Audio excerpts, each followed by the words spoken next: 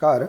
वार्षिक परीक्षा सत्र 2023-24 हेतु कक्षा 4, 6 एवं 7 के लिए प्राप्तांकों के अधिभार की गणना कैसे करें, आइए आज हम इस वीडियो के माध्यम से आसान तरीके से समझेंगे। देखिए, अधिभार की गणना करने के लिए एक सूत्र या फार्मूला का उपयोग करके हम आसानी से प्राप्तांकों के अधिभार की गणना कर सकते हैं। तो आइए समझते हैं। देखिए, कक्षा 4, 6 एवं 7 के लिए अधिभार की गणना कैसे करें, इसके लिए एक सूत्र है। देखिए, प्राप्तांक गुणा अधिभार बटे पूर्णांक। देखिए, इसे हम एक उदाहरण के रूप में समझते हैं। देखिए, पूर्णांक 40 अंक हैं और प्राप्तांक 32। देखिए, इसका यदि 10% अधिभार निकालना हो तब हम इस सूत्र का प्रयोग करके इस प्रकार से हम अधिभार निकाल सकते हैं।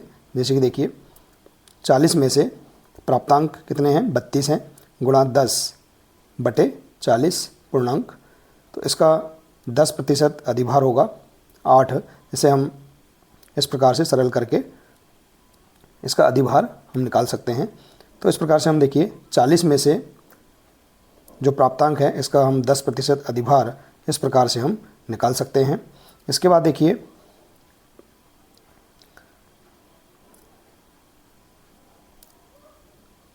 60 अंक में से जो प्राप्तांक है इसका हम 20% अधिभार किस प्रकार से निकालेंगे, इसे भी हम समझते हैं। देखिए, यदि पूर्णांक 60 अंक हैं और प्राप्तांक यदि मान लीजिए 42 हैं, तो इसका 20% अधिभार निकालना हो तब हम फार्मूले के आधार पर देखिए हम इस प्रकार से इसे हल कर सकते हैं।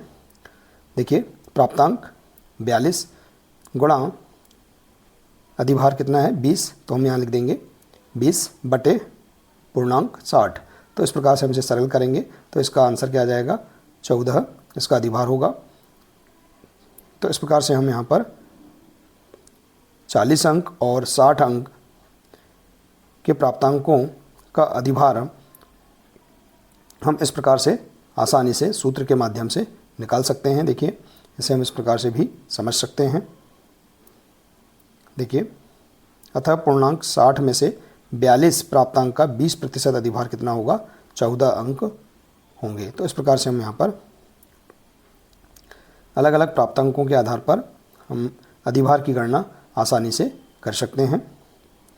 देखिए, वार्षिक परीक्षा परिणाम के लिए जो कुल टोटल गणना करेंगे इसे हम समझते हैं। यदि दशमलव के बाद 0.5 से कम अंक आते हैं तो दशमलव के पूर्व का अंक पूर्ण अंक ही लिखना है, और यदि 0.5 से अधिक अंक जैसे कि 0.6, 0.7, 0.8 या 0.9 आते हैं तो दशमलव के पूर्व अगली पूर्णांक संख्या लिखना है। तो ये हम वार्षिक परीक्षा परिणाम का जो कुल टोटल हम करेंगे इसमें हम इस प्रकार से इसे देखिए, इसे हम सबसे सरल तरीके से इस प्रकार से भी समझ सकते हैं। 40 का हमें 10% अधिभार निकालना है। देखिए, हमें 40 का 10% अधिभार निकालना है तो हम इसे इस प्रकार से हल कर सकते हैं। 40 देखिए में से जो प्राप्तांक है इसके बटे हम 4 का भाग दे देंगे तो हमें 10% अधिभार निकल कर आ जाएगा। जैसे कि देखिए, 40 में से जो प्राप्तांक है जैसे कि 32 है, इसमें हम 4 का भाग देंगे तो इसका 10% अधिभार कितना आएगा, 8 आएगा। इसी प्रकार से आप सभी प्राप्तांकों में आप 4 का भाग देकर इसका 10% अधिभार आसान तरीके से भी आप निकाल सकते हैं।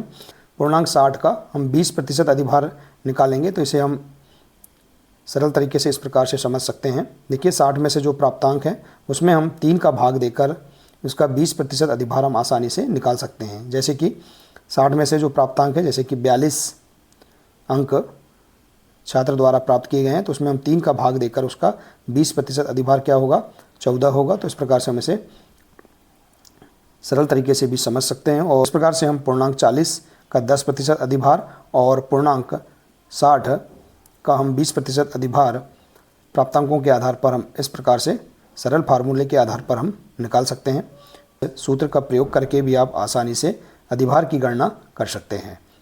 तो देखिए, वार्षिक परीक्षा परिणाम तैयार करने के लिए आप कक्षा 4, 6वीं और 7वीं हेतु अधिभार की गणना आप इस प्रकार से कर सकते हैं। आशा है कि आपको यह जानकारी बहुत ही अच्छी लगी होगी। साथियों, अगर जानकारी अच्छी लगी हो तो प्लीज़ इसे अधिक से अधिक शेयर करें, वीडियो को लाइक करें और इसी प्रकार से इसके आगे की अन्य सभी महत्वपूर्ण जानकारियाँ प्राप्त करने के लिए आप हमारे इस चैनल से जुड़े रहिए और इस चैनल को सब्सक्राइब अवश्य कर लें। मिलते हैं इसी प्रकार से इसके आगे के अगले नए वीडियो के साथ। नमस्कार।